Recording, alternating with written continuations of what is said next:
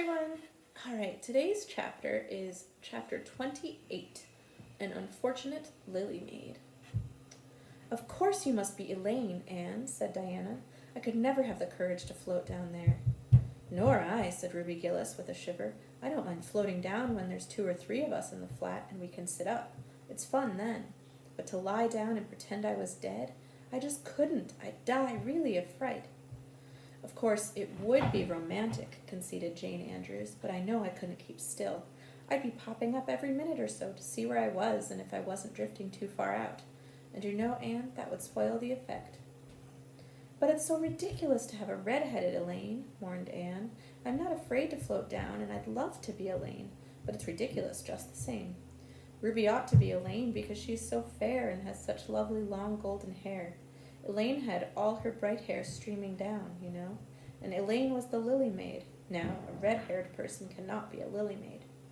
Your complexion is just as fair as Ruby's, said Diana earnestly, and your hair is ever so much darker than it used to be before you cut it.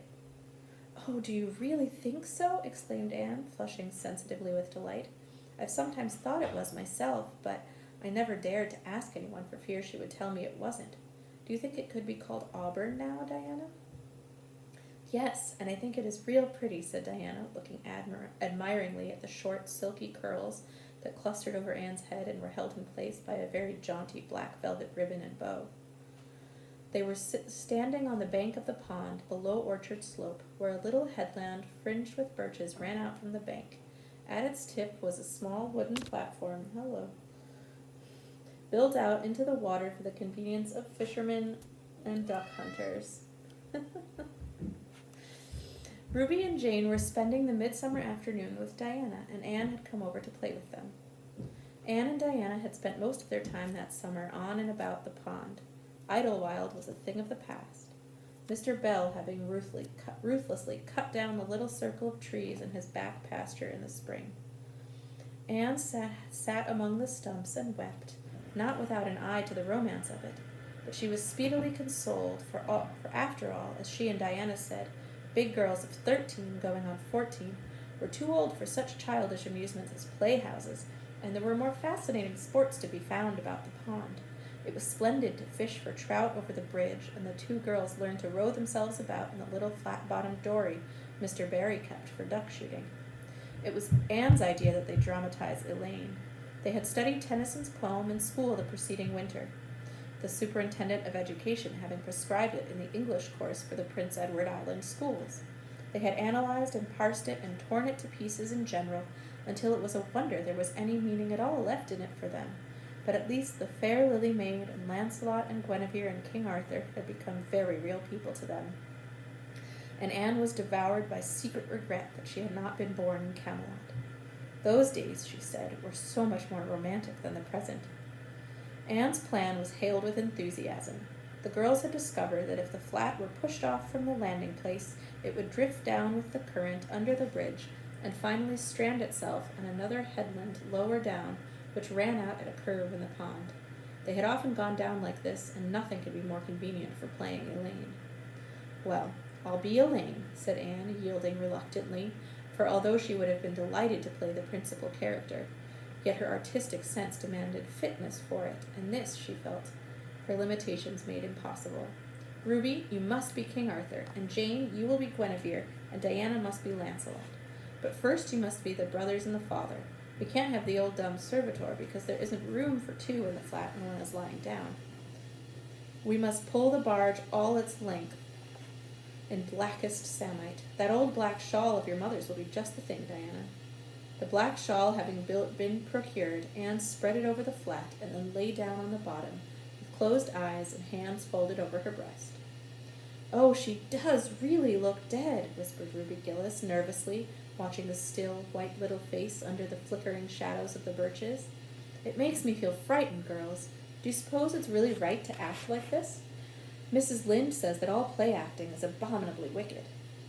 Ruby, you shouldn't talk about Mrs. Lynde, said Anne severely. It spoils the effect, because this is hundreds of years before Mrs. Lynde was born. Jane, you arrange this. It's silly for Elaine to be talking when she's dead.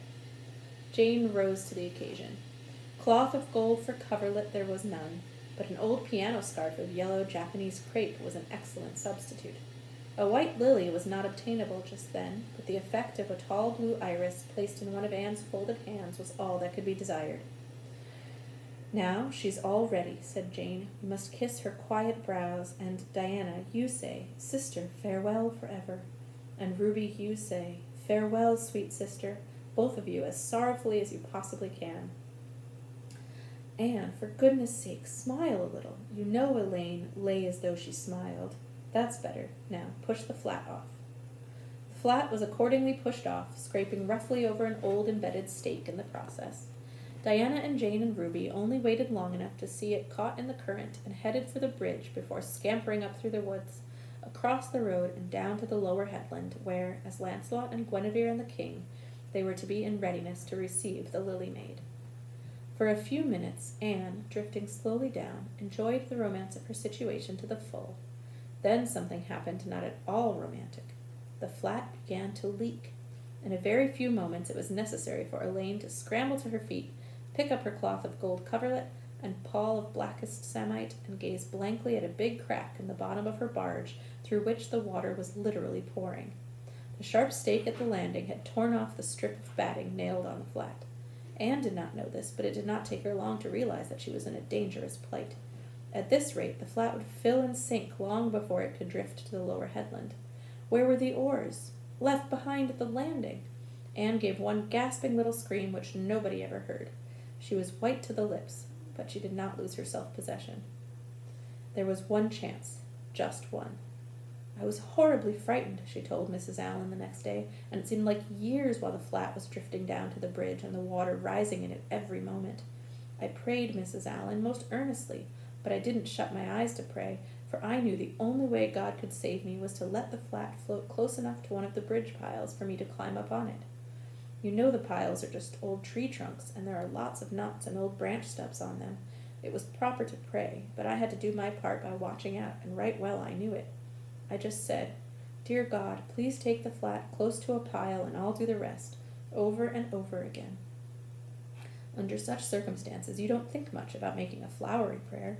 But mine was answered, for the flat bumped right into a pile for a minute, and I flung the scarf and the shawl over my shoulder and scrambled up on a big providential stub. And there I was, Mrs. Allen, clinging to that slippery old pile with no way of getting up or down. It was a very unromantic position, but I didn't think about it at the time. You don't think much about romance when you have just escaped from a watery grave. I said a grateful prayer at once, and then I gave all my attention to holding on tight, for I knew I should probably have to depend on human aid to get back to dry land. The flat drifted under the bridge and then promptly sank in midstream. Ruby, Jane, and Diana, already awaiting it on the lower headland, saw it disappear before their very eyes and had not a doubt but that Anne had gone down with it. For a moment they stood still, white as sheets, frozen with horror at the tragedy. Then, shrieking at the tops of their voices, they started on a frantic run up through the woods, never pausing as they crossed the main road to glance the way of the bridge. Anne, clinging desperately to her precarious foothold, saw their flying forms and heard their shrieks. Help would soon come, but meanwhile her position was a very uncomfortable one. The minutes passed by, each seeming an hour to the unfortunate Lily Maid. Why didn't somebody come? Where had the girls gone? Suppose they had fainted, one and all. Suppose nobody ever came. Suppose she grew so tired and cramped that she could hold on no longer. Anne looked at the wicked green depths below her, wavering with long, oily shadows, and shivered. Her imagination began to suggest all manner of gruesome possibilities to her. Then, just as she thought she could not endure the ache in her arms and wrists another moment, Gilbert Blythe came rowing under the bridge in Harmon Andrews's dory. Gilbert glanced up, and much to his amazement, beheld a little white, scornful face looking down upon him with big, frightened, but also scornful gray eyes. "Anne Shirley, how on earth did you get there?" he exclaimed. Without waiting for an answer, he pulled close to the pile and extended his hand. There was no help for it. Anne, clinging to Gilbert Blythe's hand, scrambled down into the dory, where she sat, drabbled and furious, in the stern, with her arms full of dripping shawl and wet crepe. It was certainly extremely difficult to be dignified under the circumstances. "What has happened, Anne?" asked Gilbert, taking up his oars. We were playing Elaine, explained Anne frigidly, without even looking at her rescuer, and I had to drift down to Camelot in the barge. I mean, the flat. The flat began to leak, and I climbed out on the pile. The girls went for help. Will you be kind enough to row me to the landing? Gilbert obligingly rowed to the landing, and Anne, disdaining assistance, sprang nimbly on shore. I'm very much obliged to you, she said haughtily as she turned away. But Gilbert had also sprung from the boat, and now laid a detaining hand on her arm. Anne, he said hurriedly, look here. Can't we be good friends? I'm awfully sorry I made fun of your hair that time. I didn't mean to vex you, and I only meant it for a joke. Besides, it's so long ago. I think your hair is awfully pretty now. Honest I do. Let's be friends. For a moment Anne hesitated. She had an odd, newly awakened consciousness under all her outraged dignity that the half-shy, half-eager expression in Gilbert's hazel eyes was something that was very good to see. Her heart gave a quick little beat, but the bitterness of her old grievance promptly stiffened up her wavering determination. That scene of 2 years before flashed back into her recollection as vividly as if it had taken place yesterday. Gilbert had called her carrots and had brought about her disgrace before the whole school.